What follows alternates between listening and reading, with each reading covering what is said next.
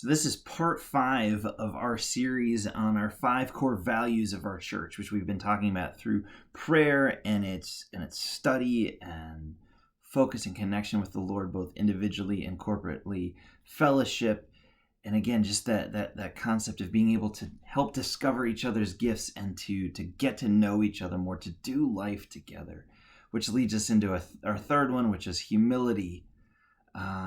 Which is being able to take the gifts, recognizing the work God is doing in us and through us, and commissioning those and celebrating those to serve others, which advances his kingdom, our fourth core value, and raising up leaders and growing the church both numerically and spiritually because of the gifts that we have and the way God has gifted his church. And finally, we get to our fifth core value, which is that of rest.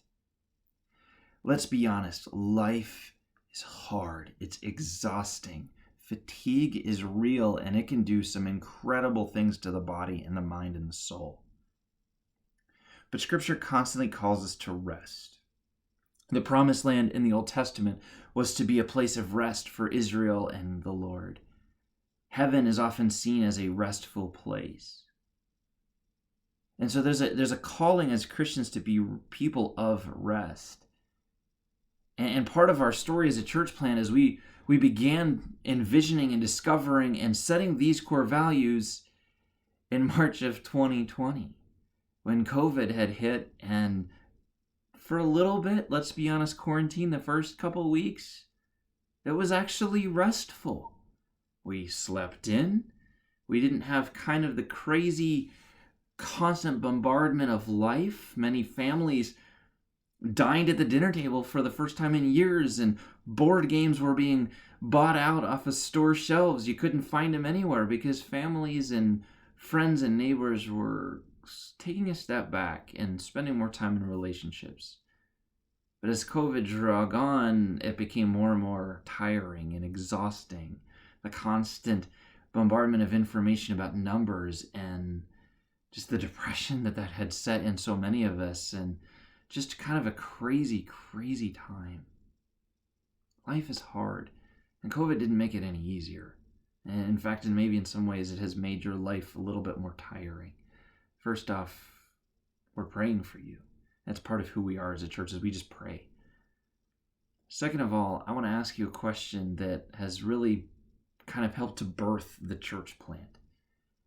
In Nehemiah, he's moved by his people to action. So let me ask you, what breaks your heart? As I was a youth pastor at a church while COVID was going on, and we kind of had already set out onto this church planting journey a little bit. And we kind of began asking ourselves, who breaks your heart?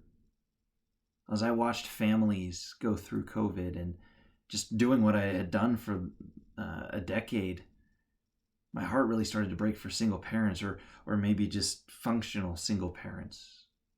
You know, the children growing up in kind of a mixed household situation or a single household situation. What would it look like for the church to be the church for them? To be doing community together, to be a family for those that don't have one, or everyone else's second family, to help each other when we're struggling, not just to come and to do busy committee work and to do busy programming work, but a place to go back to the board games, a place to go back to the dining room tables and just be people of rest. Our life is tiring. Our activities are tiring. Why is church tiring when God calls us to be people of rest? You know, 1 Peter 5:7 tells us to cast all of our anxieties on him because he cares for us. God cares for the anxieties and the things that worry you, because he wants you to be at rest, wants your soul at peace. And we want to build a church around that. And so that's going to mean sometimes we're going to have to say no to things and take a step back. Sometimes that means we're going to deliberately let our leaders have a couple of extra days off here and there. Sometimes that means we're going to invest a lot in prayer or in fellowship and a little less in kind of the day-to-day, the busy emailing meetings and things. That means for us, we know that there's going to be some opportunities we may miss, but that's because we love our community so much. We want to be souls at rest. First off, when we're restful, we're more productive anyway, right? But even more so, it's because we are called to be people of rest. Our world is exhausting. Our world is tiring. There's a lot of tired people. We want to build a community where you come and you're rested when you leave. You don't feel more tired. You may be sleepy, but you're not exhausted. You're not fatigued anymore. You're poured into. You're invested into. And again, that goes back to, as we talked about, there is a progression of our core values, and that goes back to the concept of kingdom advancement, is to be a church that goes out and reaches people, that loves to serve people, that wants to build a community of rest. Rest is infectious. It's so good. It's why vacation is such an important thing in our culture. To kind of experience this, maybe you haven't in a little while, because again, COVID 2020, it's been a strange year and some change now. I joked in an earlier video about Fellowship about being the fun church, so here's some encouragement for you to help begin to experience a fun church and rest in one. What's your favorite thing to do? What hobby do you have? For me, it's watching hockey or playing board games. And so Elizabeth, my wife, and I have done a lot of that the last couple of months. But I want to encourage you, whatever your hobby is, find some friends, some people, maybe even family members. Maybe it's even your household or roommates or whatever. And just do that hobby for an hour or two. Just experience that rest. Just take that break for a moment.